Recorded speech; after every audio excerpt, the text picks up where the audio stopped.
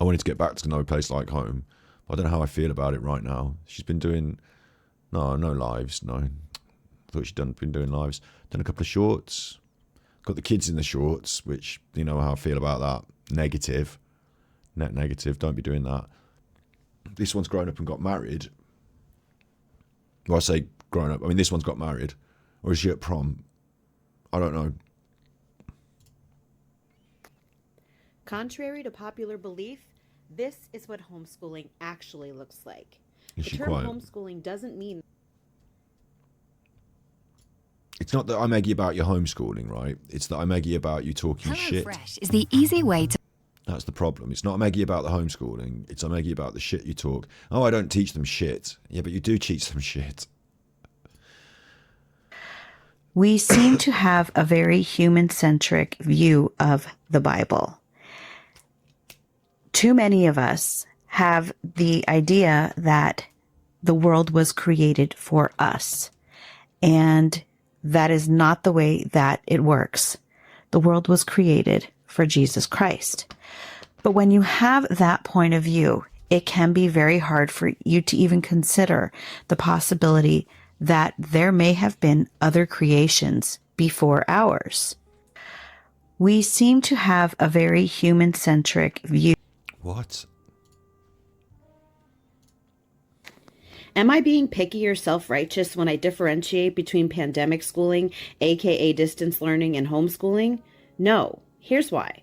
Not only Yeah, is because distance learning, you get all the resources from the school given to you, and then you have to teach it to the kids. Like you don't have to do the thinking. But if you homeschool, you are responsible for all of. There are people in my chat sometimes that legit have I've seen a couple of people say I was homeschooled. There's nothing wrong with it, and I think well, fair enough. In principle, a committed and intelligent parent can do a very good job. But I would also argue that they should, if they're committed and intelligent, take on as many different allies, helpers, because it's hard to do the job like the school curriculum. Oh, but we don't want to teach the school curriculum. All right, well, but it was put together by a bunch of people who are smart, and there are smart people in the geography department who don't know anything about the maths, and there are smart people in the maths department who don't know anything about the geography, and I wouldn't be getting the education that I needed if my parents were responsible for teaching me everything. I'll absolutely tell you that, because my teachers were better at all of those subjects than my parents were. Not each teacher was better than all the subjects, but each teacher was good at the individual subject, and their specialty helped me to. Do you know what I'm saying? So I find it difficult to assume that my parents, because I know what my parents were like. I don't know about everyone's parents, but I'm not expecting anyone's parents to be able to teach all of the subjects, because no one is specialist in all of the subjects.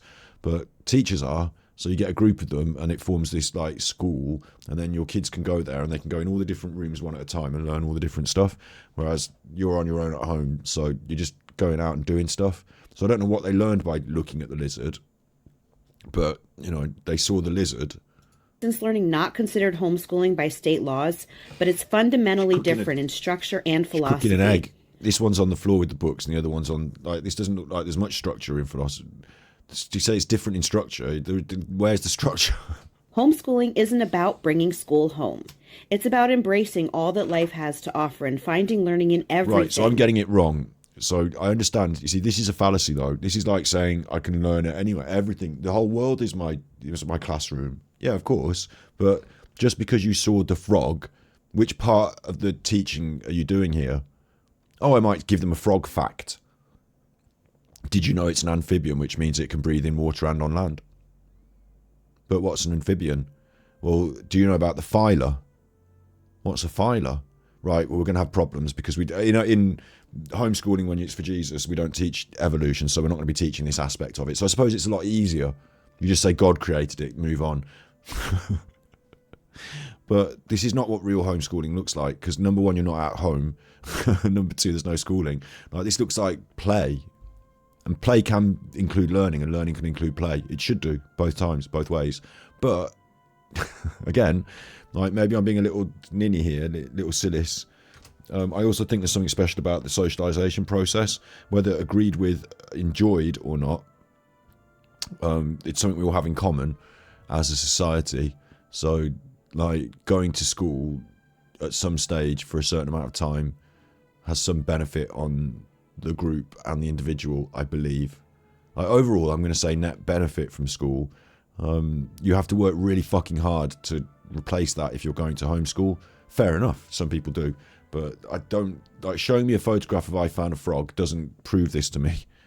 It's about recognizing the education in our communities, in God's creation, and yes, in the home, whether for more structured learning or learning practical life skills. Because my other question is that's fine.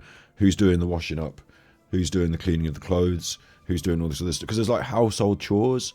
And I know I'm not saying a woman should do that. It's not like, oh, a woman should do that, your mom should be doing that. But I'm just assuming that like these household chores are taken on by the adults in the situation, and therefore there's less time to devote to the schooling. But at schools, they don't have to do that because the teachers turn up and get paid to do their job, and they do the job.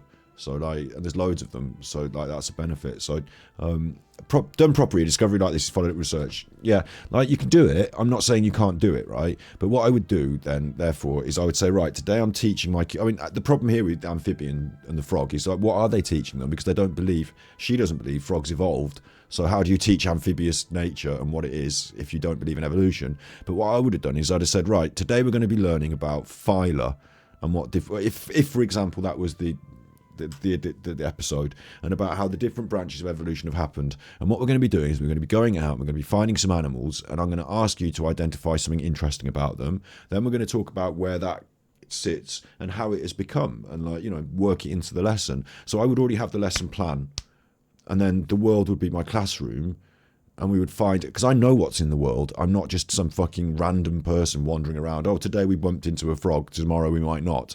I know where to go and find frogs, thank you very much. I'm an adult. So if I want to teach about frogs, we'll go where the frogs are, and I'll teach you about frogs. But if it's just random, you can't count on learning everything, because sometimes the world might not provide frogs, and then you don't learn frogs. Never. We didn't actually see one of those while I was wandering around, so I didn't teach it. You know, like, you can't rely on random, like, chaos, because how do you know you've taught everything? How do you, when you go over in your mind and say, right, I was going to teach my kids all this different stuff, but I definitely did frogs, so I've got a picture of us doing that. But did we do everything else? I've got to remember. Like, you need some sort of structure so that you make sure you cover all the bases as well. So I agree that this can be a beautiful lesson.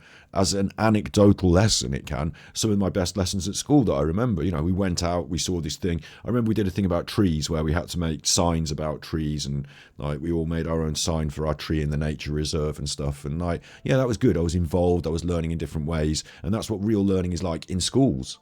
Because schools think like this as well and realise this as well. So they take you on nature trips and do things, and it has structure and freedom, and really good teachers spot the occasions where they can really get in and do some teaching, sort of like, you know, off the piece, so to speak, and, you know, impart some extra lessons. But really, like, they cover all the bases, and this extra bit, this as well, parents can still do this. Like, there's nothing to stop them doing this. My dad used to do this with me. My mom used to do it with me. My granddad used to do it with me. So I would get that extra bit of learning as well. So I'm not saying this is bad, but I'm saying that if this is your approach to the homeschooling, and you say, right, we go out and we see stuff, and it's about life and whatever the fuck, and like, you don't have to have structure, and you just, and like, but what does she know about life to be able to impart this? It just seems like you're not homeschooling. What you're actually doing is socializing and doing a little bit of this and a bit of that. You know what I mean? Granted, she probably has a bit more structure than she is alluding to here, but as a general concept, I'm saying that if this is your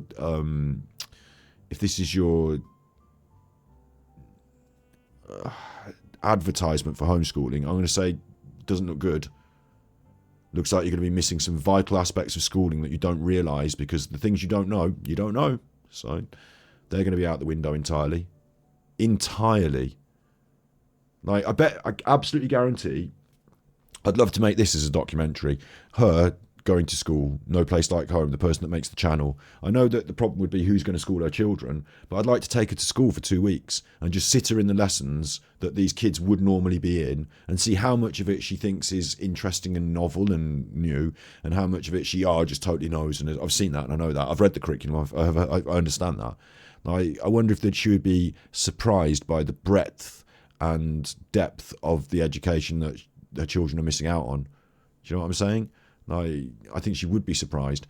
So, and this is good and can be done, but can be done and is good. You don't have to substitute school and structure. And like, imagine all the things that you did at school that you might not have ever done in your life, like playing basketball or but it sounds stupid, everyone plays basketball, but I didn't have a basketball court in my local play park that we used to shoot hoops at, or if we did have one, I didn't used to shoot hoops at it. And then at school it was one of our lesson things, and I learned all the different rules of basketball. I know it's silly, isn't it? But I learned it all, so now I know in detail about basketball and could choose if I wanted to do more of it. I didn't, but we also did that with all the sports. I know how to do all the sports, volleyball, athletics. Like, we had to try at all these things because schooling can show you that. This woman's going to have to set up a fucking track and field event.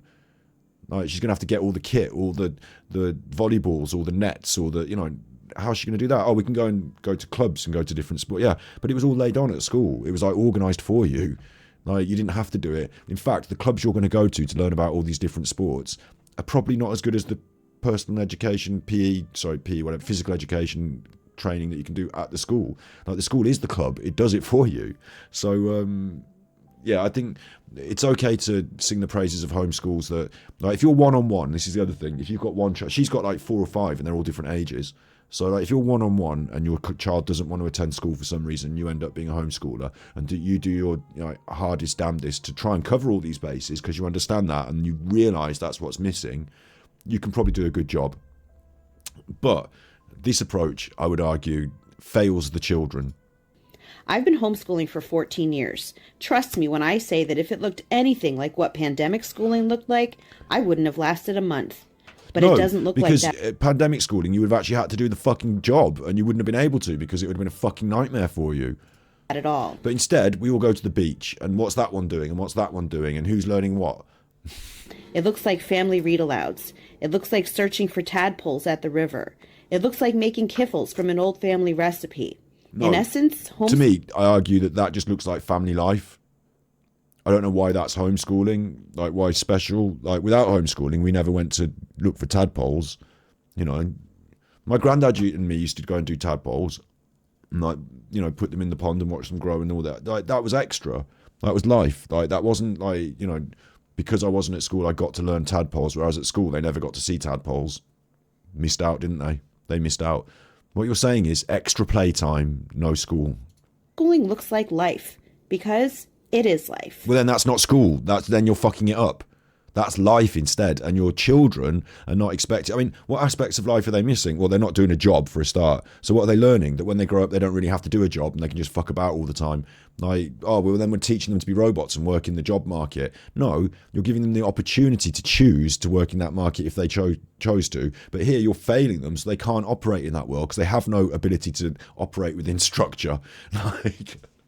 Welcome to society. We'll be outside of it, thanks. It turns them into uneducated people who can't interact in a way. So I think that's a shame for them. And if they want to abandon structure, they can. But first of all, they must experience it, not in a hard, horrible, like, most of us didn't enjoy school all the time, did we? But also, most of us, if you look back on it and say, well, you can remove that completely, and instead you could have stayed home the whole time, you'd be like, well, I think I would have missed out. Like, there were definitely things I would have missed out on. Rough with the smooth, I think I'd have missed out. I think I'd have turned out a bit weird if I'd have just stayed at home and watched Ready, Steady, Cook. So, I think I'm better off having gone out into the world, into the world of school, like out into the world, instead of staying at home, like out into the world. Oh no, but at the homeschool, we go out into the world. Yeah, but you see what I'm saying? Like, there's a socialization aspect as well. So I don't think this is what school looks like, and I don't think that young people's lives need to reflect this isn't a reflection of the day-to-day life of anyone's life. This is just playtime.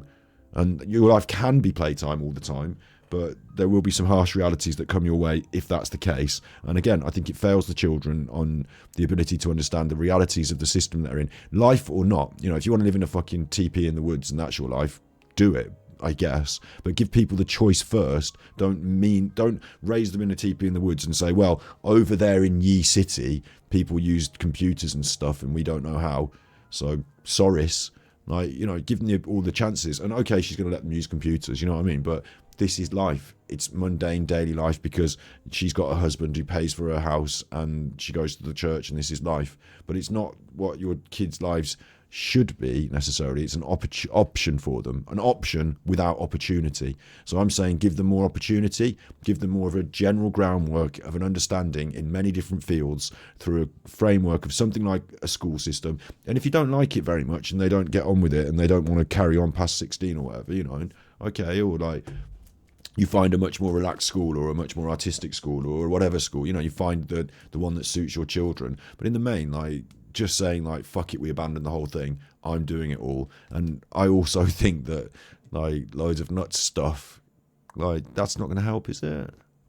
I have had a shave, yeah. Am I being picky or self-righteous when I differentiate between pandemic schooling, aka... So that's my opinion on this, yeah. And then the problem with it, like you'll see, and she says I don't teach them this stuff, but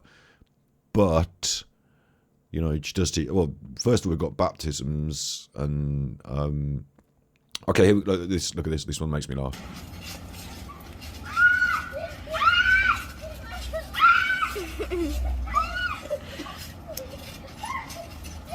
So there's an opportunity to teach them about gravity and how, if, you know, Earth and the mass, and but they're not at that stage in their education, so they just want to run around on the thing being chased by a dog. So I don't see any homeschooling being done there, and it doesn't have to be. It should be your family life. The other argument I would say is this should be your family life. Like, just enjoy your family. Don't put the burden of having to educate them entirely on yourself, and be a good mother instead. And then they don't have to fight with you about their education. Or I don't say fight, you know, it's a funny word because maybe they don't fight about it, but you know what I mean? Like, there doesn't have to be that. That role can be taken up. Like, if I'm angry at having to do schooling, I'm angry at my parents now because they're forcing me to do the schooling and they are the teachers, and like that personality conflict that might come into it, remove it, just be a really good mother in those other ways, and then they might just have a really good life and you could be their mum and do all this stuff. I don't know why this stuff is precluded by not homeschooling or homeschooling, but these getting baptized, look. And rose from the dead. Well, Kenzie, based on this confession, I baptize you in the name of the Father, Son, and Holy Spirit. Was buried. There you go, she got baptized in the bath, and that's not bad, is it? That's okay, but the problem that it does kind of get... See, the problem I've got with it is that the question the narrative stuff, and there's a lot of it, and my problem is that she doesn't question her own narrative enough, because she thinks that people live inside the world, underground. She thinks that there were giants and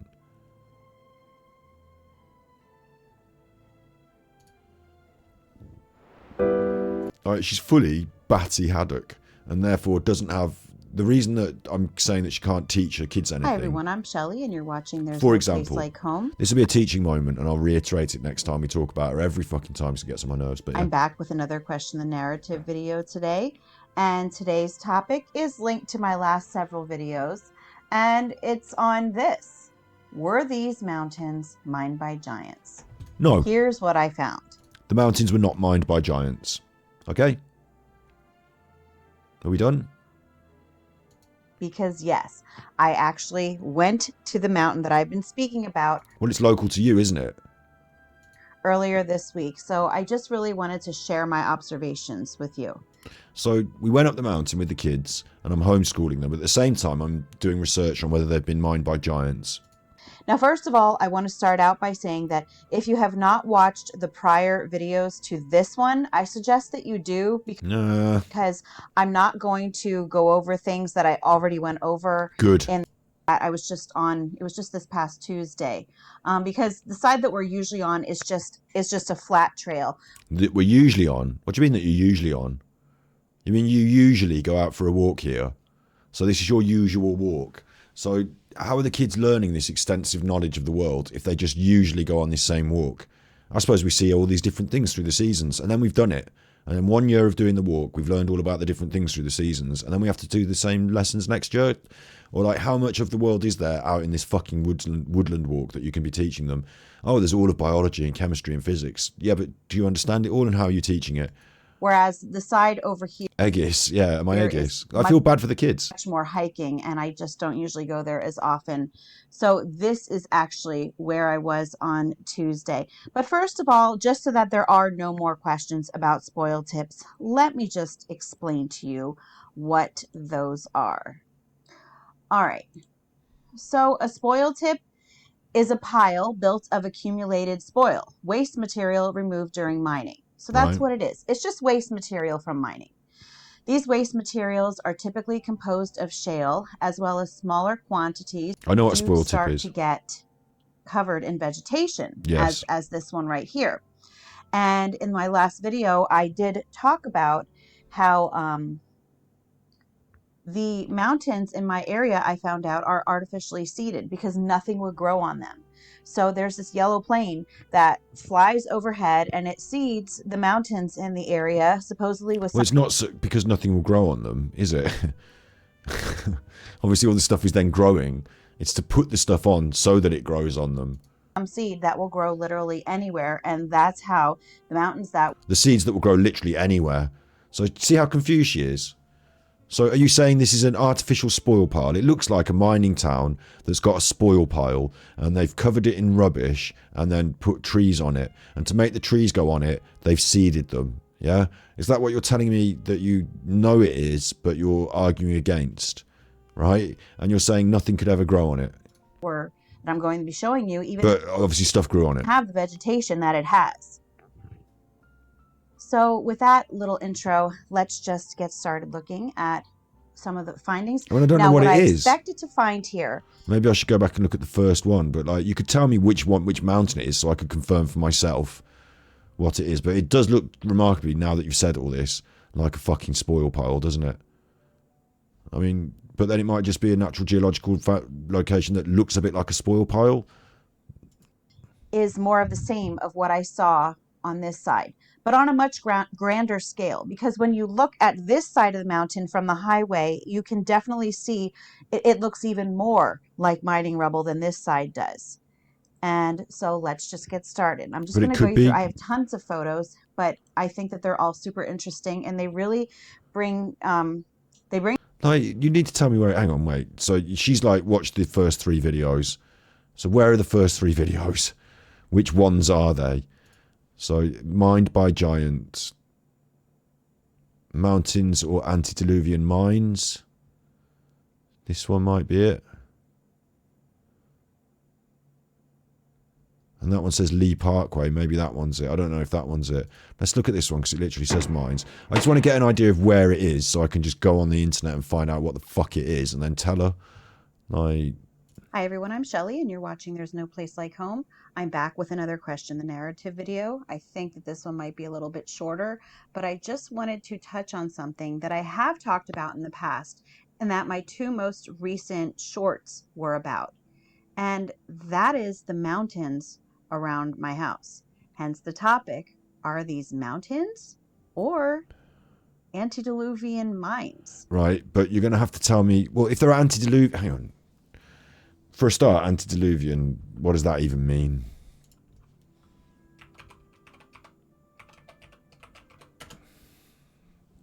Belonging to the time before the biblical flood. You mean before the flood from Noah? Noah's flood. When was Noah's flood then? You'd need to know that, and then you could have some perception as to how the mountains were formed, whether they were formed geologically through Earth's, process, or whether like God put them there after the flood. Like, Now, I know that I'm going to get a lot of pushback about this. okay, but I also want you to tell me where it is so I can tell you about it, because you can't just say near my house. And I'm fully prepared for that. This is a photo of some mountains near my home. I did not take this photo, I don't care. but these mountains just stretch for miles and miles. Well, it sounds like they're geological then, doesn't it? I'm less likely to think that's a mining slag heap if they stretch for miles and miles. There's your first pointer. There's your first spot. Is it mining slag heap? No. Why not? Well, it stretches for miles and miles. And you can't tell in this photo because of the snow. But when you look very closely under... You're saying they mined miles and miles of ground? Beneath the vegetation, they don't look much like mountains at all. They look just like mountains. More like spoil tips, aka slag heaps, sometimes called mining rubble. No, they don't. And I just wanted to share with you some photos that I took while out on a nature walk with my children last week. Do you know what mining rubble is made of? Right? Do you know what it is?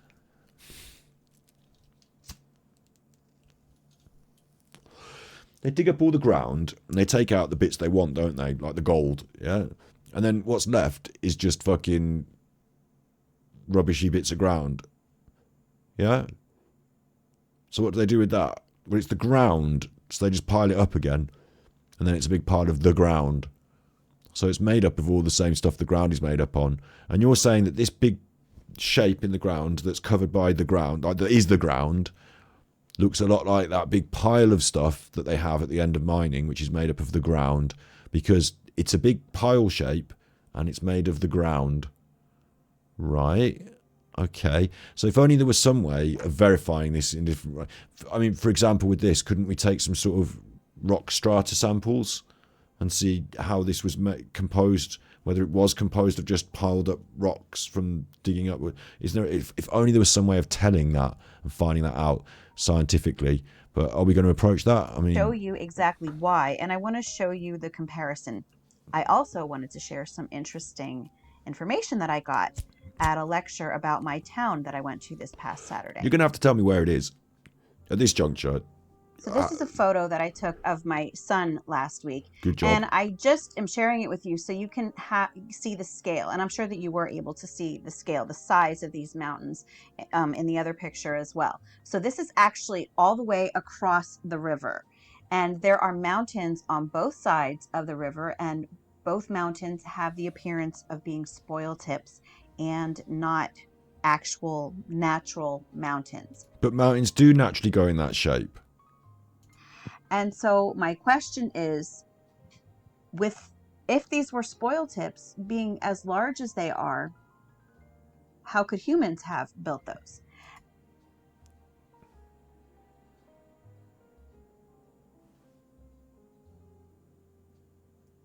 They didn't.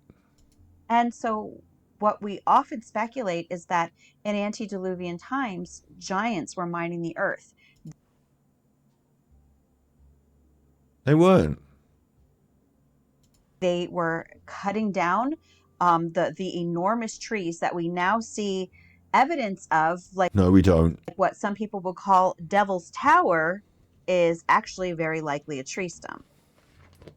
And just as with other things, I know that I'm going basalt. to get See, I know about. Yes, you are going to get pushed back against this. This is a natural rock formation by the outpush of basalt, and you can tell because of the way the rock forms. And it's not an old tree.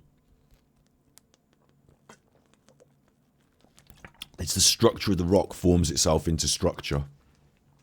Structure is something that she's missing from her life, isn't it? So she doesn't understand that. But again, so without a basic understanding of geology, you might think that looks a bit like a tree. And then you might say to yourself, well, if that looks a bit like a tree, it must be a giant fucking tree. And if it's a giant fucking tree and someone's cut it down, there must have been giants. But the problem here is that if there were giants, number one, what would they eat? Just as, I mean, I'll throw so many questions at you. Well, all the giant stuff, all the giant trees, all the giant... Where is it? Where's all the signs of it? Where's the giant ecosystem that they can exist in? No, they evolved just separate. They didn't evolve because you're talking God stuff, aren't you? But like, they appeared independently and they're just like fucking giants. They would say they're the offspring of Nephilim, angels that fell from heaven and who had sex with people and birthed giants and stuff. It's not. I'll tell you another thing. What about blood pressure? What about if that really was a giant tree? Would it be able to stand the forces of physics? Would you be able to build something that, like, that's just the stump, yeah, and you can see all the trees around it for scale. So would you be able to build something that big out of, like, you know, wood? Would something that big made out of wood? And imagine it keeps going bigger, because that's the stump. Imagine the rest of the tree going up and being big. In the physics of the world, would that be possible? Does she know? Is she capable of working out stress and resistance of properties of, like, the amount of mass and the amount of weight that would have? Like, can you imagine how fucking heavy that would be, made out of wood? So it wouldn't work because it would snap itself off, because it would grow up big and it would be so fucking massive and heavy, it would grow up and snap. Like, there's a limit to how big trees can be, isn't there? Like, by the physics of the earth. And I know you get some pretty fucking big trees, but as you can see in this picture, this dwarfs all the trees. Like, they're not just little saplings, this dwarfs all the trees. Like, it's too big. Like, I'm telling you, there's another problem. What about, like, forget the biology of the tree. What about the biology of the giants that go on to chop these down, right? You had dinosaurs, and, like, dinosaurs weren't even, like, the dinosaurs... Telling me... which she doesn't believe in, but let's have a quick look for me about dinosaurs, circulation system.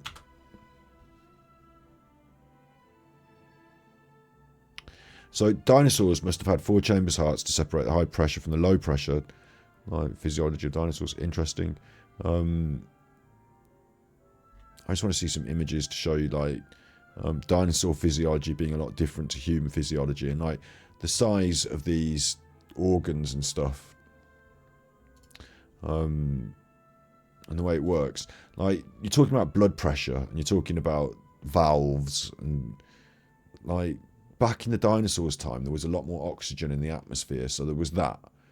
But, like, you're talking about giant lizard bird things and their physiology. There's a picture. Open image in new tab. Like, this managed to work. Okay? They were big. But if you made a human on the same principle, it wouldn't work, because the balance would be all out.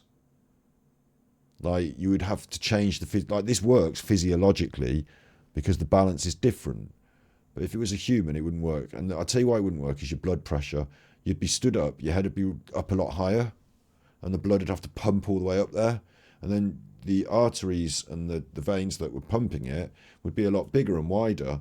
So they'd have to be full of a lot more blood. Like, the amount of... And then the heart would have to pump it. The same... You can increase the size and scale of things, but the water doesn't change in its properties.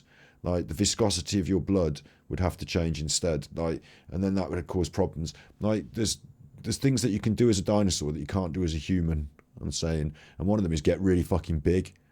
Trust me, right? I haven't made that point very well, I don't think. But trust me, right? The physiology of giants wouldn't work because of blood pressure. Like, it would be... Am I saying this right? Maybe whales work. Could we have giants based on blood pressure? I don't think so. Hang on.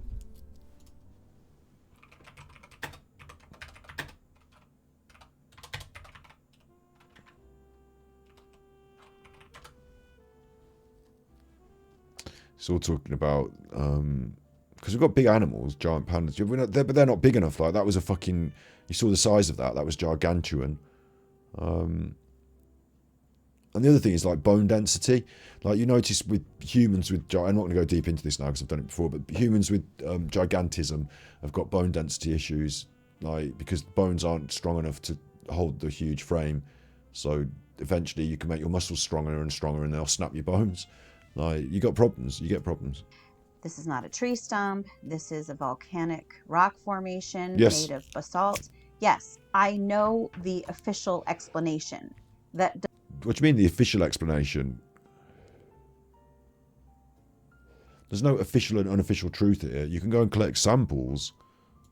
doesn't mean that I believe the official explanation. Well, go there, collect samples and look at them under a microscope and see the atomic formation of what you're looking at, and then compare it to other rocks that you know to be basalt, and then go and find some petrified tree and look at the look at the atomic formation of the, like, look at the structure of it and see if it's correct under a microscope, and it won't be. This will be basalt. To me, it is clearly a tree stump. And but you see what I mean? So nature walk doesn't extend to looking at things under a microscope then. Teaching your kids about the world doesn't extend to going out, actually interacting with it and confirming or not. If you want to question the narrative, you can question the narrative. I'm questioning your narrative. And I'm saying your narrative doesn't hold water because we can go and do the tests. Is evidence of these all over the world. And so the question is, what? And if I was doing this with kids, I would have got myself, not knowing this was going to come up now, not prepared am I, but I'd have got myself a microscope and looked at the structure of basalt under a microscope. So rocks under a microscope. This is quite fun. I mean, I don't know how I'd shave it. You've got light microscopy as well, if you wanted to talk about polarized light microscopy, which is the way the light moves through the rock. But you can look at rocks under the microscope and see their formation, like their form, like the crystalline form and stuff like that, can't you? Like, it's interesting, isn't it? Rocks under a microscope. So there's basalt, yeah? So we could see what that looks like under the microscope. You could actually go and take samples from within the actual nature. And then the other thing that you could look at is structure of petrified wood, because that's what you're saying it is, yeah? Petrified, I'm assuming. And petrified wood under the microscope. Oh no, hang on, it looks really different. It actually looks markedly different. Oh no. So now you could put the two together and compare them and contrast them, and you could teach the kids about petrified wood and rock and what the difference is, and why that's basalt and why that's petrified rock. But instead, you're like, fuck that. It looks like a tree, mate. What happened to all of these trees? Because it clearly looks like it was cut down. So that is what brings us back to the idea that these giants before the flood were cutting down these gigantic trees, because remember, the oxygen levels would have been much higher before the flood, creating much larger vegetation, much larger creatures in general. So that's the dinosaurs' time. What we time. have here. What is one reason that the giants may have been cutting down all the trees? Well, they may have been cutting down all the trees to make way for the mining that they were doing. Now, there is actually another interesting hypothesis about the cutting down of the trees, and there are some that believe that the angels actually cut down the trees before the flood to prevent the giants from climbing up the trees in order to survive the flood. So, did you hear what she said? Like, don't you worry about those kids. Every time I come to this, it ends up making me feel bad for the kids. That is actually super interesting to think about. This is another photo that I had my daughter take out the car window today. And so... Quick. You're supposed to be at school, take a photo out the car window. I need that for my YouTube show. What you will notice in these mountains is what looks to be, it's rocks. It's lots and lots of loose rocks. Welcome to mountains. And then very often what looks to be petrified wood. And let's not forget that coal is made from wood. Deep underground, it's made from biological matter. Like, it needs the hydrocarbons, I think. I don't know what the point is. And I also know what else I'm going to hear. It's charcoal that's made from wood. Oh, right. Okay, sorry. Charcoal, yeah. You burn charcoal. And I think what you will realize... Burn wood to make charcoal at a high temperature. The further you get into all of these, what we call truth or topics, is that we're often just given a little smidget of the correct information. That's exactly what it's like. You get one little tiny piece of information, this is a mountain, and then you turn it into a fucking bizarre story. While most of it is obscured. And so what you will find is that many of the formations that we call rocks are in fact petrified wood because they were once trees. Not true. You can go and look at them under a microscope. So let's just take a look at some of these photos that I took today and last week. That one's got a billboard in it. And again, up here, you can see the loose rock. And that is what is underneath this vegetation. Hang on. You're taking this photograph from the side of your car as you travel through in your car on a road. Yeah? So at some point there would have been some mechanical engineering to the environment because they built the fucking road. So maybe they threw the loose rock up there. I don't know. No, my guess is it's just like the way the mountain breaks down naturally on the exterior. Okay, it is loose rock. We're going to get to this in a minute. So take a look here underneath the vegetation. You can get a very good look right here. Or she could live near a mining town that created a big shale pile and then... I think that I have a better one. Because there are those towns in America that have those. So yeah. She showed you them earlier. We're going to zoom in on this. This is what the mountain looks like. The side of the mountain. All the way down the trail as far as I could go. And let's go back to this photo of the mining waste. Does it look familiar to you? Yeah, but like the ground is made of loads of rocks and mud, yeah? And they dig it up and they get out the stuff they want, and then they've got a big pile of rocks, but they've washed all the mud off and stuff. And then they pile it up and they put some mud, and like mud builds up and then it washes off, and like the exterior surface of that looks a bit like a mountain, which is a pile of rocks and mud, which is what it started as. Like, I'm a bit confused as what does she think that, like, now you've written mining waste on it, it becomes like, I know it's got a, a shale pile is different to a pre-existing geological structure that, it created with weather effects, but like, am I being wrong here? Am I being off my head that the connection here is they are the same thing? I think it does. Now, you might be wondering, what about the greenery on top of this mountain? Well, I recently found out that they have this big yellow plane that flies over the area, and it seeds the mountains, apparently with something that can basically grow on anything. I spoke to someone who he used to help out with the seeding and everything. I'm so proud of RTT. It is an amazing therapy. RTT means rapid transformation. Shut up. And he said that they had to use something that would grow anywhere because they could not get anything to grow on these mountains. So this here actually is, I believe, a tree. Oh my God. But you could tell me exactly what biological organism that was, what branch of the whichever family of, like, what do you mean I believe it's a tree? Tell me what the actual Latin name of the plant is. Oh, I don't believe in the Latin names and the science. Yeah, but they've written them down. You can tell me what it is. Like, you want chocolate, go to the shop. That's a good idea. Chocolate from the shop is a good idea. I need tobacco as well. I'm going to have to wait till tomorrow to do that. Oh, I could actually do with loads of scrummy food. That would be quite nice, actually. I should sit here watching this and eating fucking vegan ice cream. Kind of stuck in the middle of what would be the slag heap, if you want to call it that, the spoil tip. But that doesn't look like spoil there. That looks like a proper rocky outcrop that is made of the shale that they mine to create those shale piles. So like, it looks like smashed up shale on the outside because nature's got at it.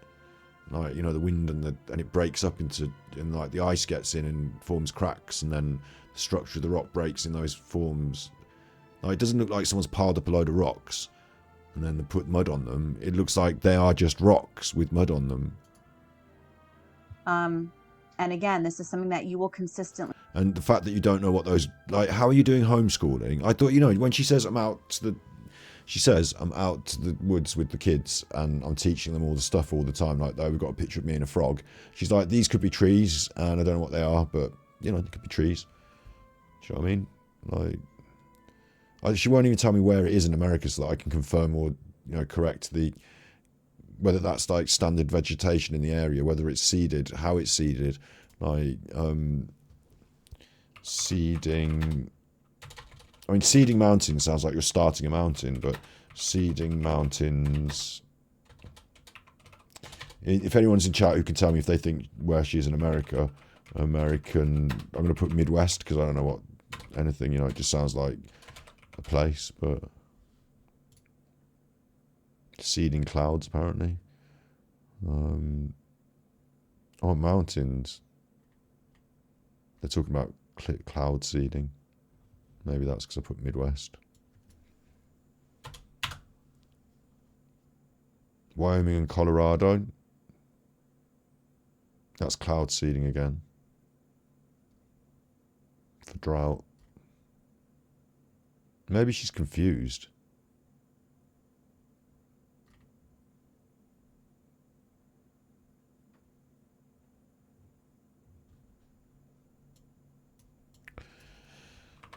Dropping seeds on mountains, American. Aerial seeding. Okay, so this does exist. Reforestation.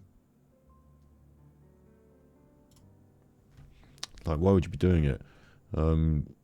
This is, could it help for global warming?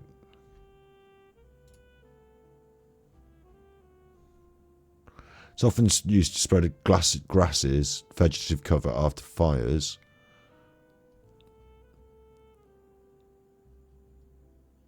I mean, I get the concept. It's not trees because seeds, you can't put saplings in. They've researched it. It's mainly grasses. For soil conditions. For reforestation, dropping seed balls in Kenya. They can do seeds because obviously you can plant seed trees, I guess. So, sorry, seed trees, yeah. Tree seeds. Reforestation, global warming. That's Africa. I mean, there's not a lot of this.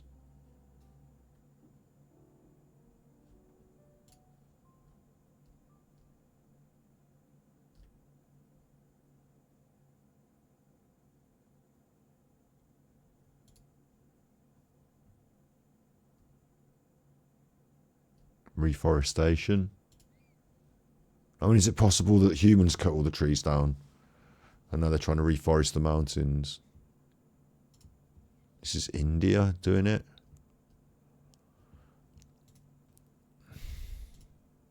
It annoys me she's not telling me where she is, so I don't know how to. I don't need her exact address, but I don't know how to judge this.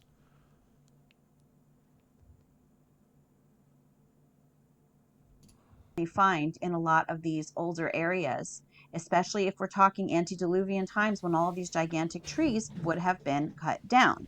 What about all the giant roots? Where's all the giant roots? See, and the thing is that these mountains can be found all over the world. I'll put air quotes around the word mountain. Because yes, what we are calling mountains is very often actually artificially made, in my opinion. Now, I know that some people have said these aren't artificial mountains because I have mountains right by my house that look like that. Well, yes, that's because yours are also spoil tips. They're not mountains. What the fuck? That's the whole point. Hang on. In fact, I've been watching. I just got myself my chewy vegan bar thing. It's broken off. Look, there's a corner missing. Like, it looks like someone's had a bite. And that's just how it got packed. I've got done on my chocolate bar. It's gone in wonky and it's been bitten off at the factory. So that's a win for me. Fucking, it's my fault. I've angered God by contradicting this. Watching the show, what is it called? Skinwalker Ranch. I think it's The Secrets of Skinwalker Ranch. And while everyone else is like probably thinking about the UFOs and the cattle mutilations, I keep looking at the cliff and I'm like, oh my gosh, that used to be a mine. So yeah, this is a photo from Skinwalker Ranch. And yes, to me, it definitely looks like it was mined. Now, if you look back here, to me, that is really reminiscent of, it reminds me of the Grand Canyon. And I believe that the Grand Canyon was once a gigantic mining operation. And it looks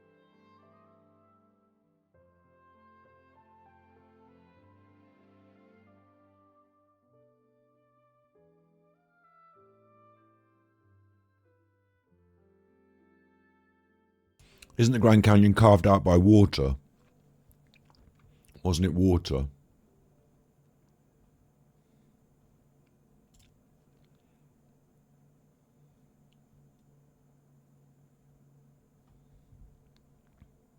History. Is it would be history?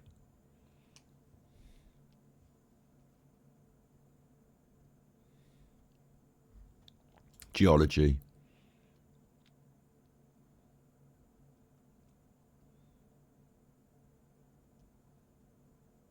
It's water, isn't it?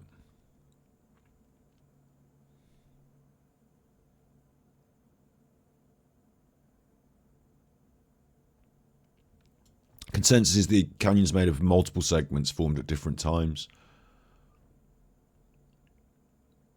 So she's going to say at different times they mined it more and more.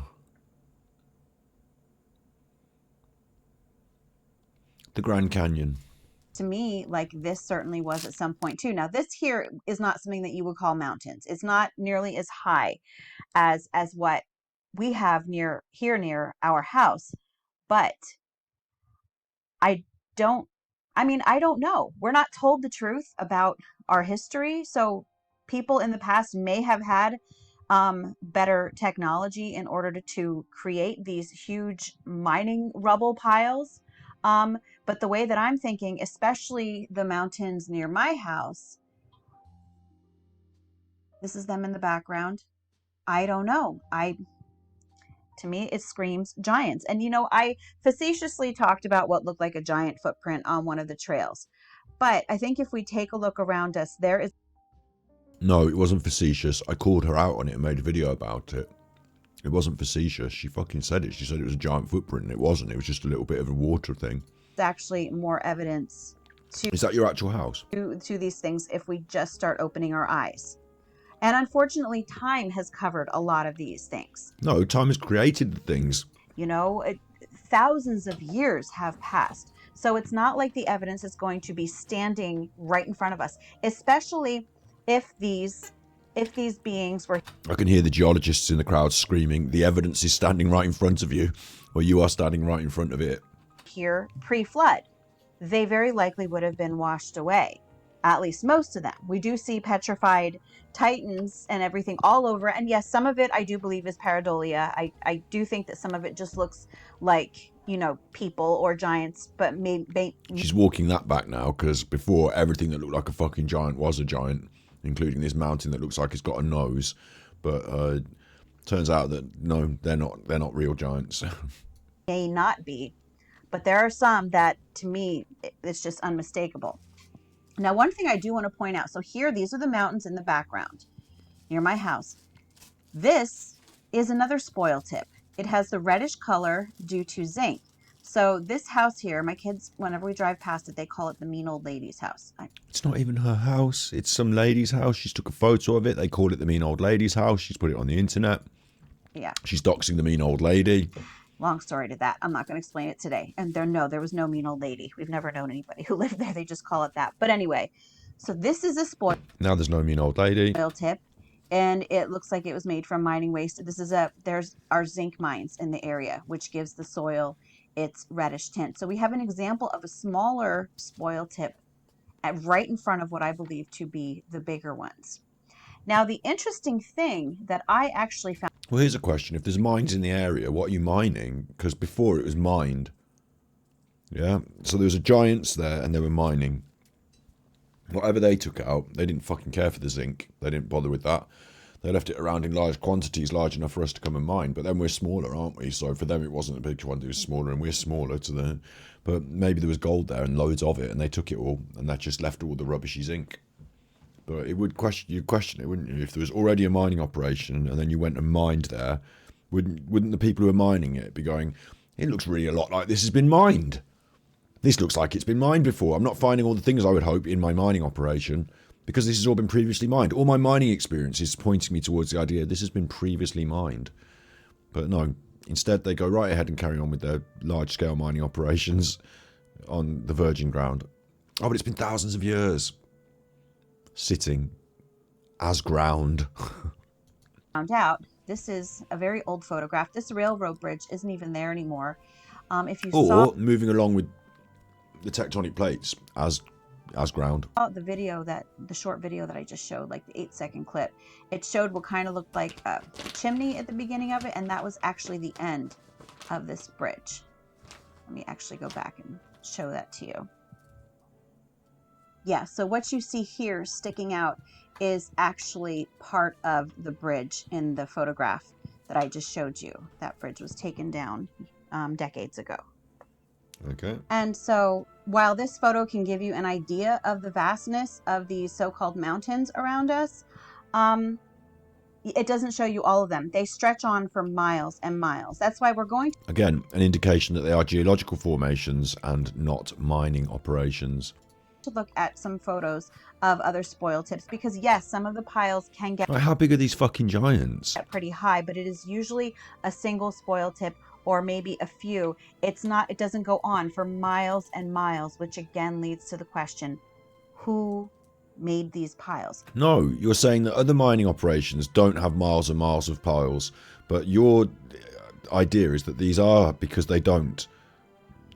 Wait, you're saying that there's a marked difference in the evidence here, but to work it into my side of the argument, I have to find a reason for it. Instead of putting it in the argument against me and using my logic, I'm going to think up a reason. This is the flawed, like, this is the problem, right, with saying, right, it says it in the Bible, therefore I'm going to believe it, and it doesn't matter if I have to try and work my brain around it. I'm going to work my fucking brain around it, and we're going to get there. And then everything else in the world I can do that sort of thinking with. It's not critical thinking, it's like the opposite in some way. And no offense to the Bible and people who like Jesus, but Jesus didn't write the Bible, and nor did God. Okay, so I love Jesus and I love God. They were great, good, big thumbs up to God. Love God, big fan of God, but God didn't write the Bible. Never claimed to. Found a bit of chocolate bar on my lap then, and I just ate it. I mean, I only just dropped it. But God didn't write the Bible. He never claimed to. Literally never claimed to.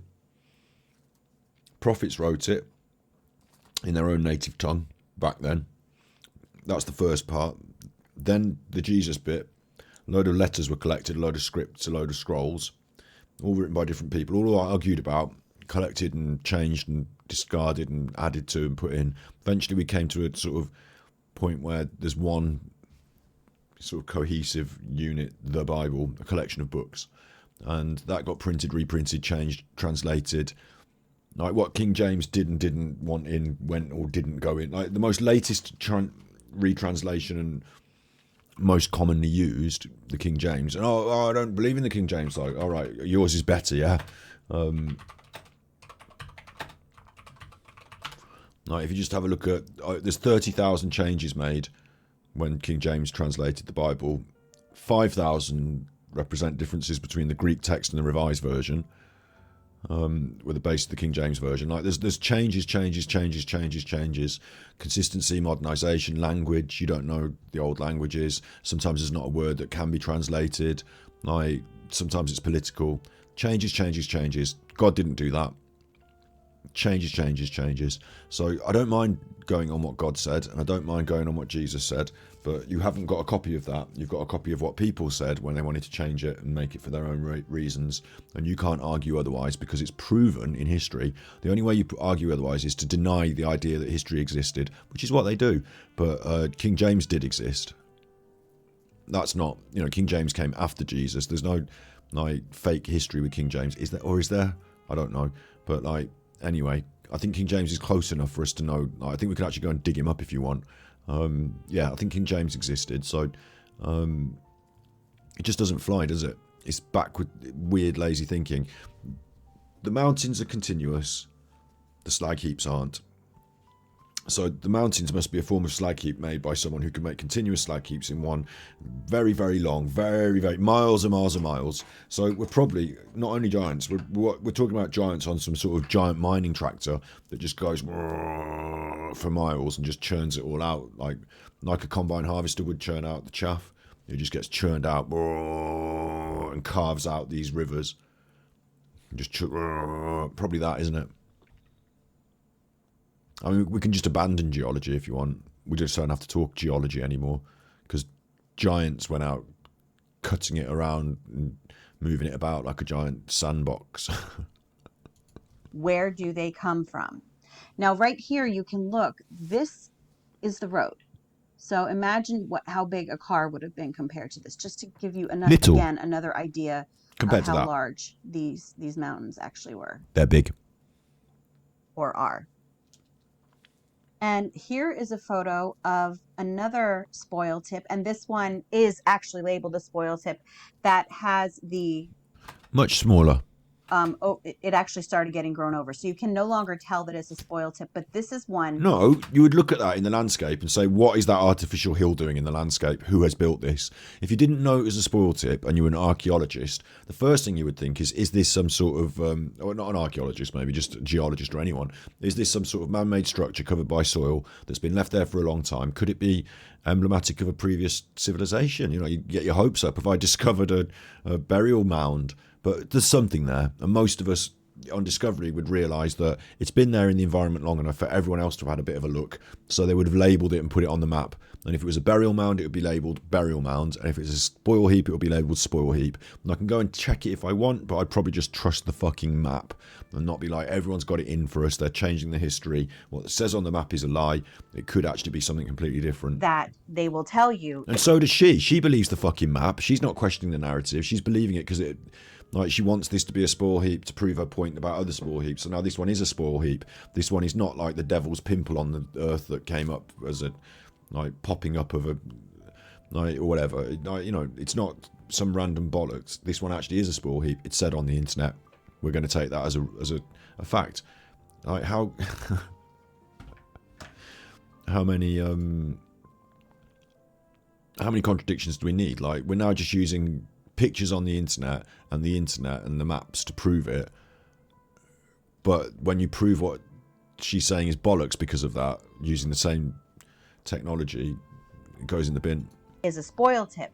And that is, you know, another question that I have is, you know, if you shouldn't be having all these questions if you're a homeschooler real good at it. Like, you should have the answers to them. These mountains near us would have been actually, like, if they would have been created by humans, you would think that they would have told us, okay, these are spoil tips. And the reason for that is that I think they would have told us is because I recently discovered that the town... Yes, if you're living near spoil tips, you know you are living near spoil tips. Is this going to be a mining town in Wales? My guess is this is a stock photo, but my guess is this is a mining town somewhere in Wales, and they're living next to a great big slag heap, and they know it. The town that I live in, well, not just the town, I should say the region, like my town, and then, you know, the towns. Is HelloFresh... Can't believe she's monetized. How can YouTube monetize this crap? And I get, you know, piss marks on my stuff, not monetizable, but this is okay. There were supposedly 100 mines in my area. And in fact, in my town on one road, now remember well, then you're not living by a mountain that was made as a spoil heap then. Maybe your mountain is a spoil heap. Like, now we're getting more information. There was 100 mines in her area, so they probably had one collective spoil heap, and then they probably fucking seeded it to make trees on it, and you live near it, and then some of it is mountainous and some of it is spoil heap, and it's mixed up together. Is that not what's happening? I mean, what? My town is 1.4 square miles, so keep that in mind. And where's the spoil heap? According to the history lecture that I went to last Saturday, someone there who grew up there said that on their road, while they were a child, there were 17 mines in a row. Right, now this is ridiculous, because the history lecture could be bob on, bang on, absolute truth, or she could be going to some nonsense. You don't know what she's into. But because someone said in a room I went in that there were 17 mines down my road, I mean, how big was your fucking road? Do you know how big a mine is? And so in my area, it's very mineral rich, which I think lends credence to the idea that it would have been heavily mined here by any... No, if it's mineral rich, then it hasn't been mined because there's loads of minerals. If they're mining it, they remove the minerals and it becomes mineral devoid. Like, the opposite is true with logic. One or anything. There is coal in the area, there is slate in the area, there is zinc in the area. And those are only the 3 that I know. There could also be others. Now, this one here is... There's lead in your fucking water. It's actually in a Welsh town. And so this one... It's a Welsh town, she said. Brilliant. You see, I was able to spot that. I mean, I do live in the area, so to speak, geographically, but it's not hard, is it, to work things out just by using your brain if you've been educated. But if not, you're just going to have to make wild leaps of faith, which is what she teaches her kids to do. I thought, okay, this actually looks pretty high. But if you actually take a closer look at it, it definitely doesn't look anywhere to being as tall as the mountains, and it doesn't stretch on for miles and They're in miles. the And this is mountains. another one. Don't you understand? They're in the mountains. Mountains are so big you can build houses within them. Like they're within a mountainous area of they're not on actual mountains. Like, you know, they're not living perched aside a crop of mountain. But this area of Wales is mountainous. Let's say that instead. Like, hence the mining operations and the big piles of stuff up on top of other already formed higher places. Like there's hills and vales. Like admitted is a slag heap or a spoil tip. They admitted and I'm hoping that you can see the similarities. That's not so if Wales. you look at this on a smaller scale, or this is some sort of third world, like, you know, hand mining operation in little holes, people looking dishevelled. This is what it looks like when you dig a small hole and make a pile of rubble. So think of that as being bigger with more vegetation on it. And then let's go back again to some of the photos so that you're saying I shared. Piles of things look There like you have piles it. of You know, things, to me, and mountains look like things piled up, right? it's very, very similar. And so again, as with other things, I often get people telling me, well, you know what, why don't you ask a geologist? Or in other topics that I talk about, people will tell me that I should talk to an anthropologist or talk to an archaeologist. Yes. And this is the thing that annoys me. Obviously, she's getting this from other places as well, not just me. Anyone who watches her videos would be saying this, wouldn't they? But not just get the opinion of these people, but that is what school is they have the expert opinion of all those people, and they've got experts to impart that to your children. So one of the best things you could do is get one of your kids to go to the school. Even, I'll tell you what you should do, is you should see it as an experiment and just fucking write one of them off and send one of them to the school. Whichever one you don't like the most, just get them out of the house. Whichever one does your head in the most, get them out of the house and send them to the school. You'll see it as a negative. What's going on? What's happening in chat there? Oh, big up Stinky, reaching the watch hours. Is that the hurdle for the next, for the monetization? It's awesome. If you send one of the kids to school and they come back with a load of stuff they've learned, and they can tell it you. What did you learn at school today? And like, also then, you know, most parents say to their kids at the end of school, oh, what did you do at school today? And they just don't really, you know, the parents want to hear it, they want to talk to their kids, but, you know, they're not interested in learning the information because they know what the kids learn because they know about school. But this lady, the kids can come home, she could say, what did you learn at school today? And in the drive home from school, she could just like listen and maybe make notes, like, you know, really listen and learn a load of stuff. Like, be a really valuable resource to actually send one of your kids to the school, because they could answer all these questions. Like, instead of having an archaeologist or a geologist, or, you know, maybe one of your kids could actually grow up and be those things if you sent them to school. I know that these are well-meaning suggestions, but I'm going to tell you why I actually shy away from seeking people like that out. All right. But don't you want to have the argument to critique it, though? Don't you want to hear what they say and then say, well, does this hold water, what they say? Is it, question their narrative? Isn't that the point? Question the narrative. Don't you want to lay out the narrative first so you can 100% understand it and then say why it's not the case? Like when I just showed you some slides of some microscopic images of rock, like, don't you want to have things like that and then say, but the microscopic images of petrified trees look the same? But we can't because they look different. But don't you want to do that? Don't you want to have like the truth as is laid out, and this is how we can critique it and understand something different? Or do you just want to say, I don't understand that, I'm never gonna, so this is what I think? I've been trained in geology, for example, or in anthropology, or in archaeology. Dover and Dolly's mum, I'm going to start putting your channel on when I leave the dogs instead of Scott. It's not much, but we'll get you more hours. Big ups. Do you leave me on when for the dogs? We'll do it. Put us all in a play. Make your own playlist and include both of us. Things. I want to stay on that. If you're doing that, I want to stay on it. That's good for my watch hours. Yeah, please continue to leave me on. But you can make your own playlists on YouTube and add whatever videos you want. So, make your own playlist.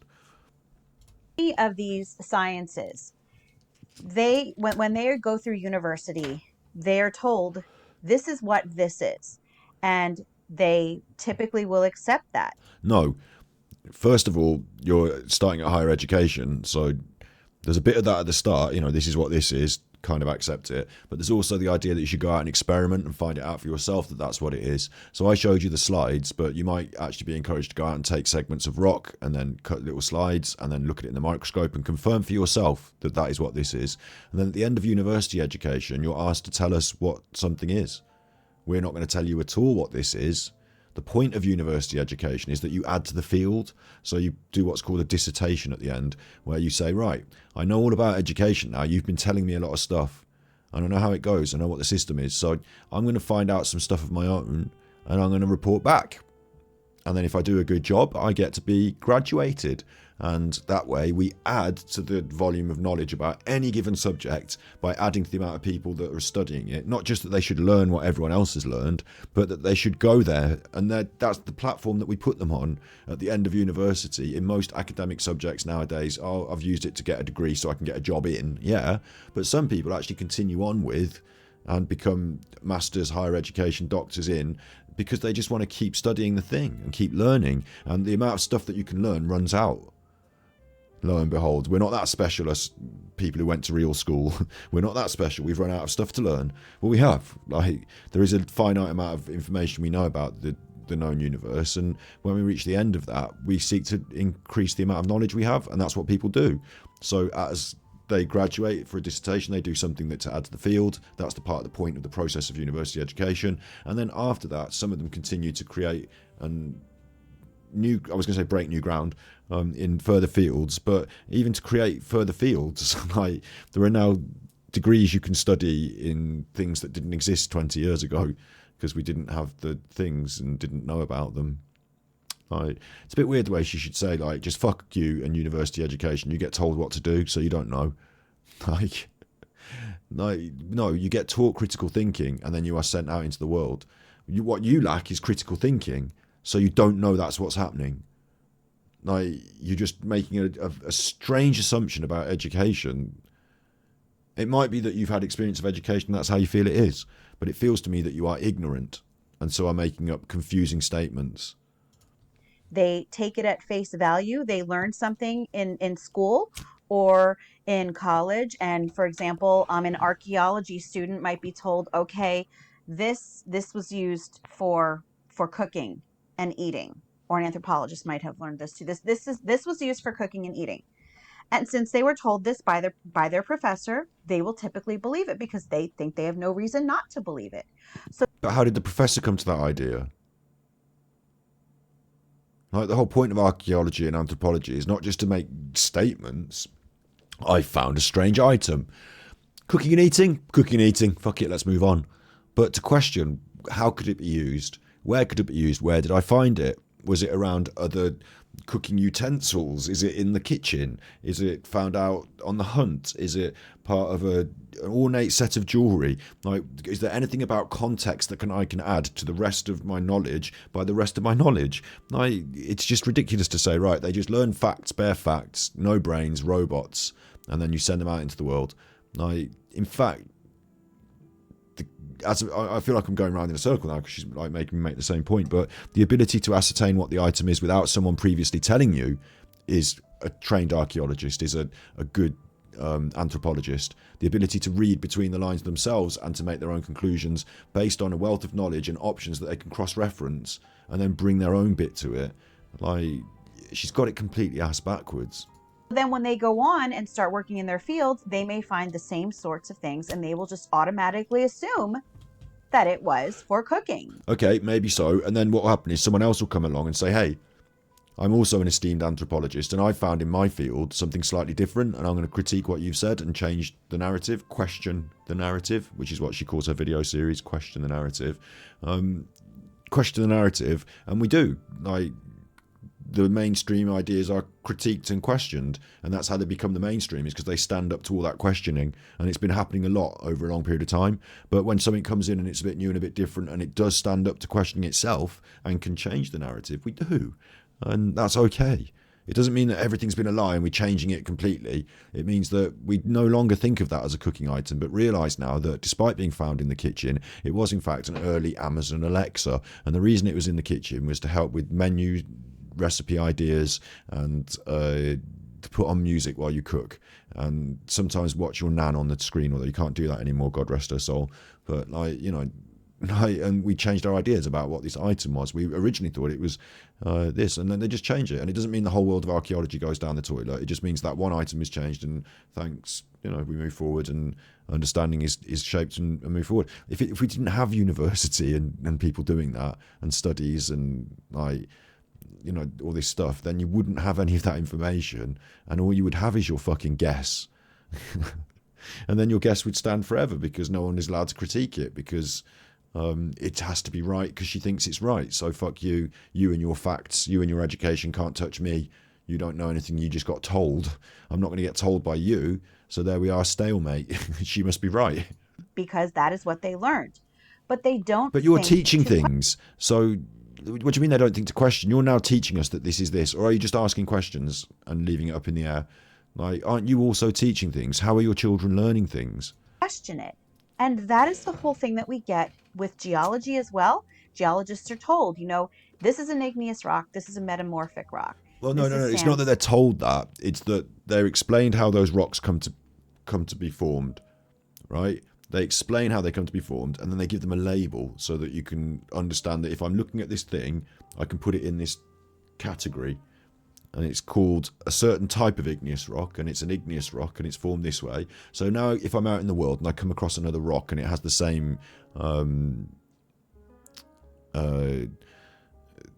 characteristics, then I can say this may be because of my knowledge. I don't have to know. I've met a new rock. I don't know anything about my new rock, but it may be an igneous rock because it features all the same characteristics. I'm not going to guarantee that yet, but I'm going to put that higher on my list of things than it's a fucking tree. Like, you know what I mean? Stone, you know, and just on the list goes.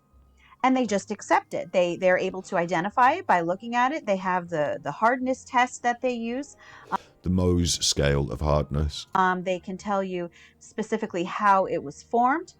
But again, it's because... And see how I knew the Mohs scale of hardness and she didn't? So maybe I'd make a better teacher than she would. Like maybe in the homeschooling stakes, I might be quite a good one.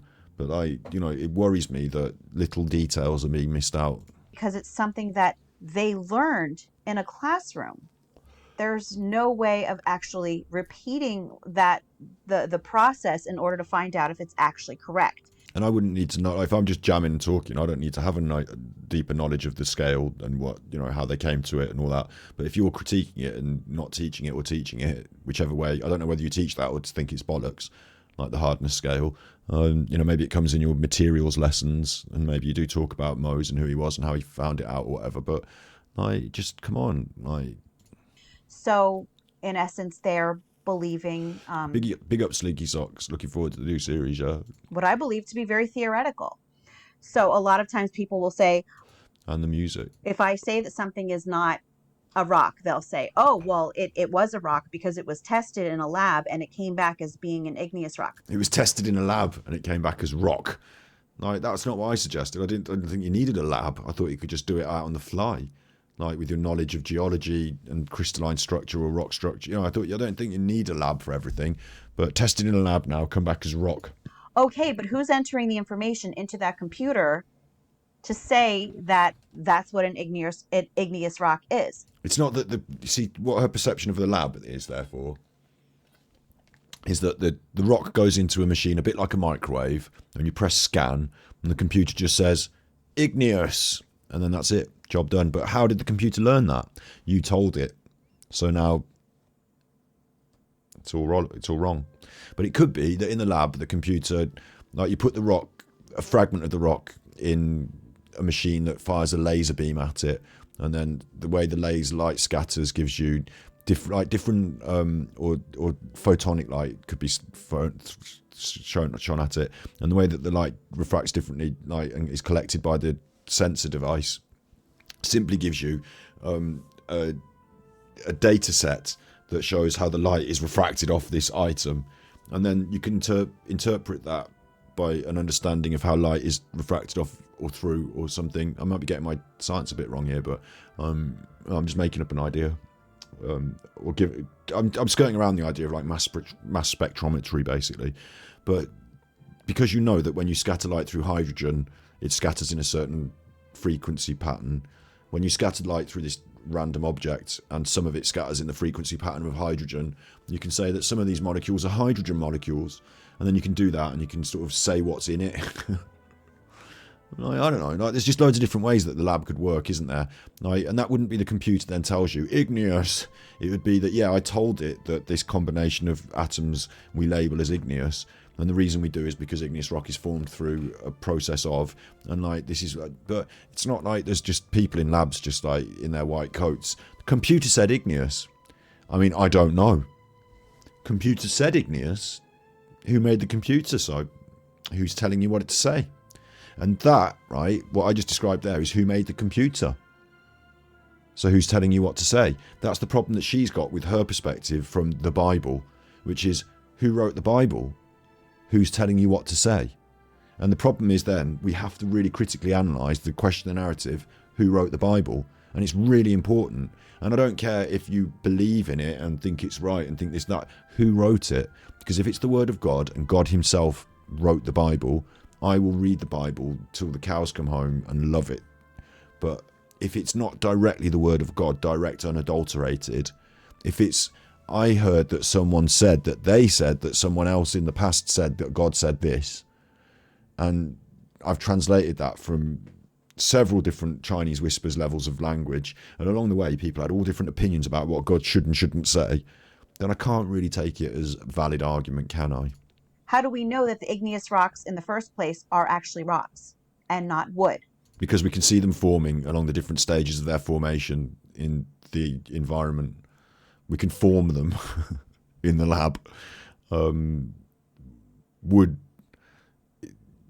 and not wood, well, and not anything else either, but wood specific. Well, because look at wood. Or something else.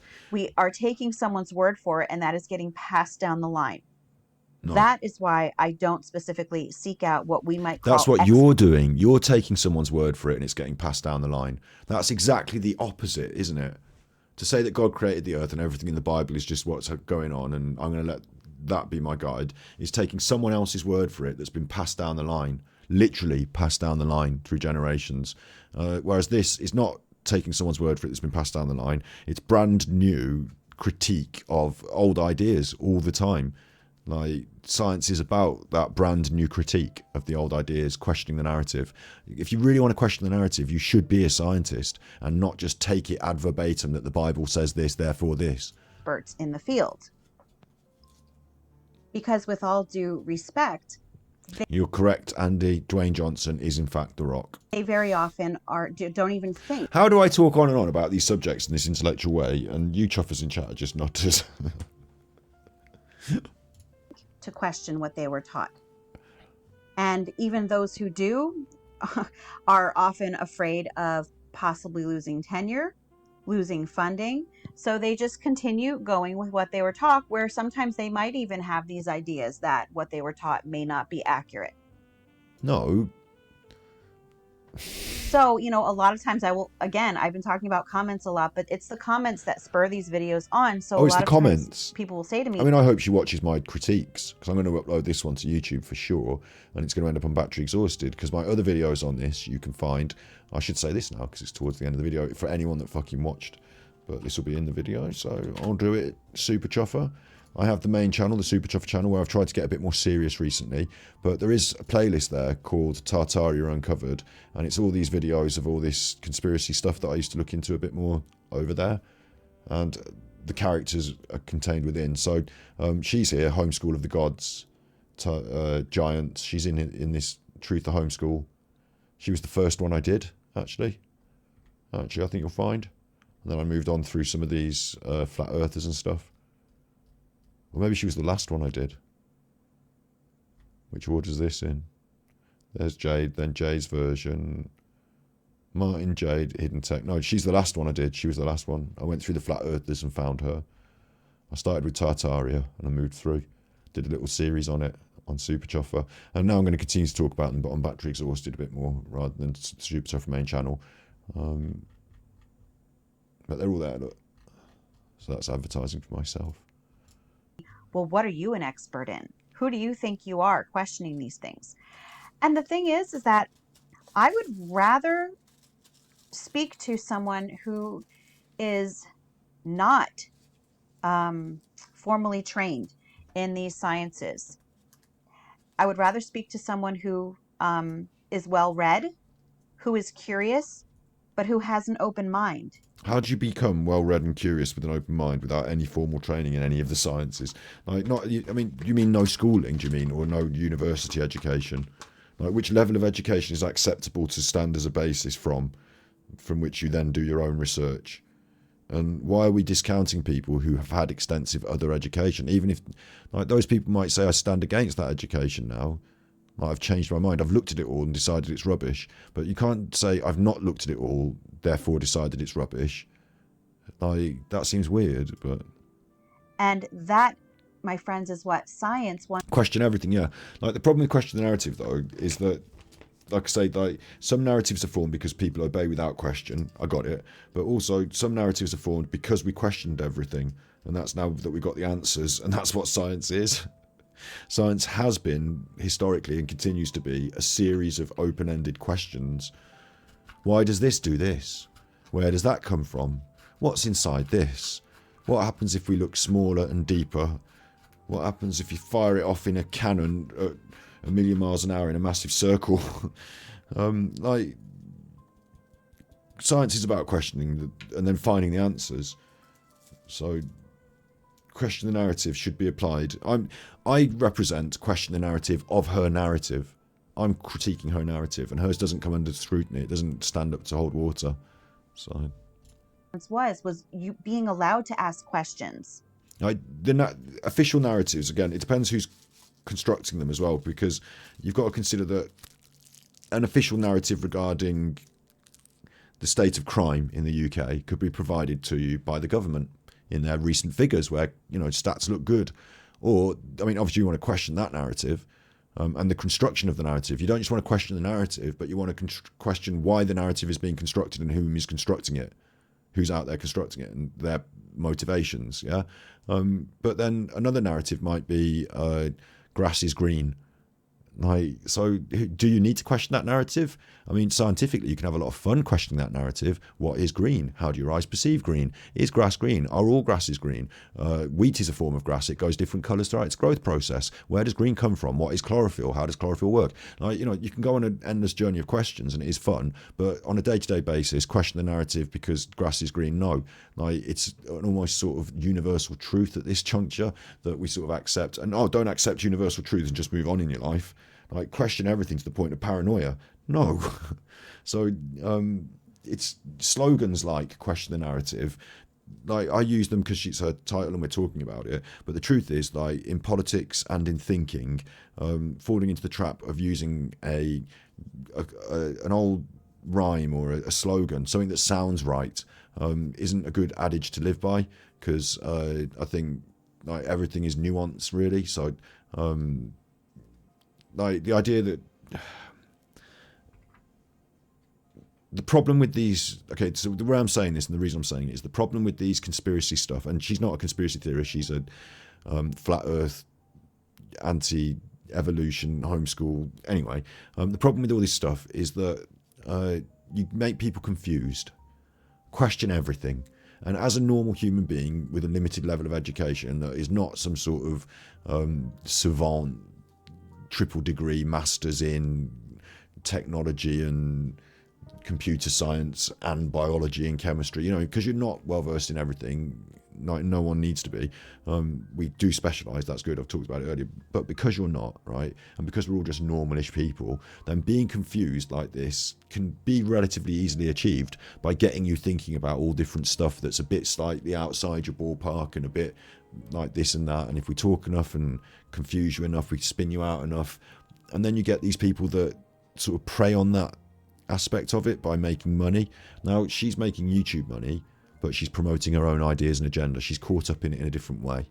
But there are people out there who, you know, stand at the front of these communities and sell books and tickets to events and thumb drives with pictures on and, you know, sign up to my Patreon.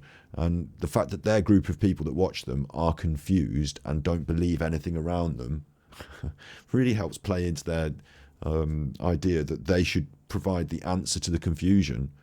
and that they're the one that can, unpick this confusion for you. She's offering you these answers at the same time as the reality is she's confusing you about the world.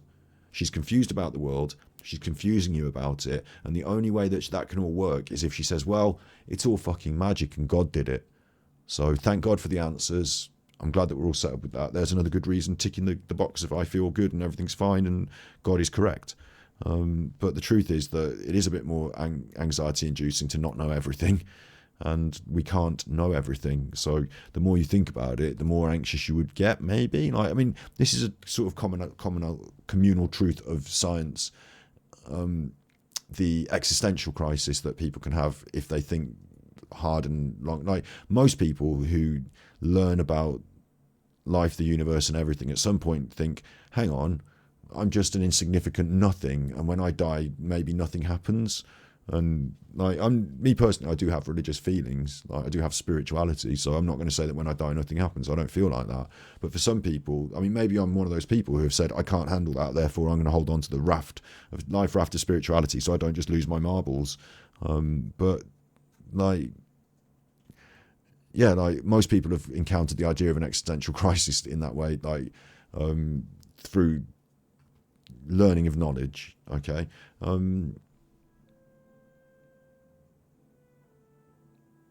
I don't think that we should be so, even people who do high-end science, we shouldn't be so hooked up on the idea that we should learn everything and know everything. You also need to have the ability to accept not knowing everything and just be human and deal with day-to-day life and take the joy in it. So we should all go on more nature walks. And not worry about this stuff. But that's where I come back to the idea that she should just needs to put this, in my opinion, I think she'd be better off putting this aside, sending the kids to school, letting them learn what they learn at school, taking them on nature walks, cooking them nice food, doing little things with tadpoles, and still having a nice life, and taking all the pressure off herself and just enjoying life and not having the answers, because you don't have to, because you're not Supreme Professor Oz, you're just mom, and that's cool. Let the children make their own decisions about what they believe as they get to the age of about 16, 17, and their beliefs can solidify based on a lot of different options, rather than narrowly focusing them on one thing and saying this is the truth and nothing else exists, because otherwise what options do they have? And God loves you and all that. God's not going to send them off astray being devils, are they? You can teach them your religious perspectives and beliefs and then respect their ability to negate that world themselves and choose to have their own beliefs. They looked quite young when they were being baptized. Seems a bit of a big thing to go through at that age. Maybe it has an effect on you, I don't know. And nowadays we're taught that we're just supposed to accept everything that we're told and we're not supposed to ask questions. But we need to ask questions if we're going to get correct answers. I was even mentioning to some friends today, think about the earth. From elementary school on up, children are taught that the earth is a sphere and it has all these layers and there's a core in the middle, and you just accept it. And I accepted it for years. I used to teach it to my children. When we would do earth science, I would have them You did you? But you don't anymore. draw the little diagram. And I never thought to question it. But looking back, I'm like, wow, how could I just accept that? Because there is literally no way to verify that that's what the Earth's core or that's what the layers of the Earth look like. What do you mean look like? If you want to verify what the Earth's core is, it is very difficult to completely 100% verify. But because we can bounce electromagnetism through the Earth, because other electromagnetic events bounce through the Earth, and because seismic events bounce through the Earth, and we can monitor and read those events from all over the Earth, we can have a very good, this is just one of the ways we can have a very good understanding of what the layer cake of the Earth is like. And at the centre, our understanding of the behaviour of material science leads us to believe that metals under that kind of heat and pressure, whilst there might be a liquid component, they would actually crystallise into a solid in the core under extreme pressure. So that's why we think that. There's lots of different ideas that come together to form our perception and understanding of that. But then there's lots of different ways of testing it as well. So that's good, isn't it? I'm glad we had this little talk. We just accept it because we were told. And how many people in that field who are teaching have never thought to question, well, how do we really know this? And the other thing is, like, if you look at the stars and you're in the North Pole, and I'm not saying I've been to the North Pole and the Southern Hemisphere, but other people are and have, and they can take the pictures and prove it. And if you really want, you can do this yourself. But you can look at the stars and then they look like a certain arrangement. And then you can say, if I went to the South Pole, which on the flat Earth would just be the edge, and I looked up, would the stars look the same or different, and how different would they look? And you can have a little think, and then you could actually go to the South Pole and notice that instead of seeing the Northern Cross and the North Star, instead of seeing the North Star, you can see the Southern Cross. And you're like, these stars are very different. It's almost like I'm stood completely opposite of where I was stood before, and that all these stars are different. And then you can move around and you can see how the stars, like, you know, over here in the middle of the Earth, the stars look like, I can see the midpoint of the two. And it's like you can literally just like walk around the whole, like you can't literally walk around the whole Earth, but you could put your, you know, and the Earth spins as well. So we take that into account, don't we, when we're looking up at the stars. And that's how we navigate and how everything that we know. And like, thankfully, we can just look up at the stars. It's a real simple device. But then you find when you do it in different places, you get different results. You can map them. And then that creates our sort of understanding of what our planet looks like in a way. And you can test that with other things as well, like orbital patterns and shadows, sticks in the ground, all sorts.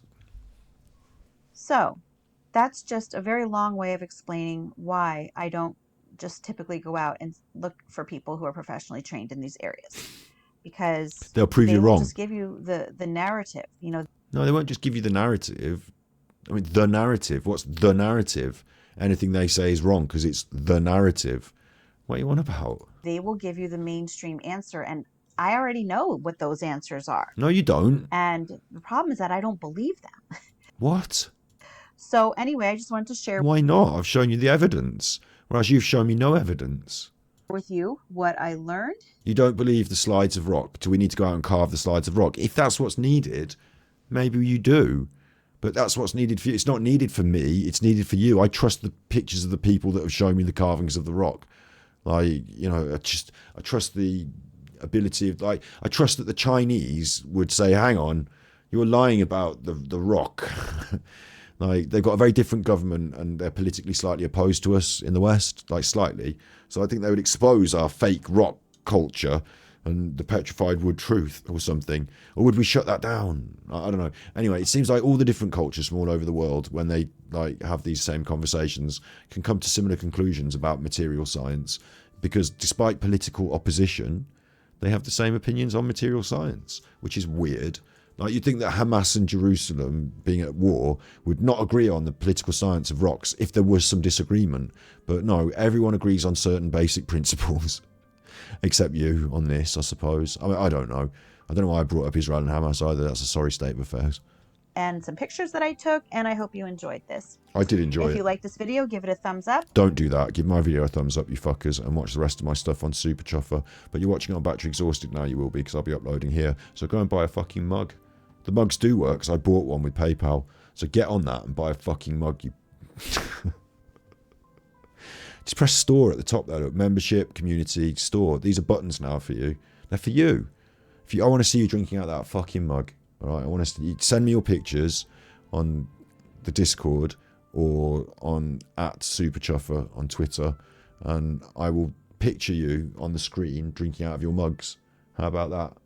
Get those mugs bought, get them held up in photographs, and get them on this show. All right.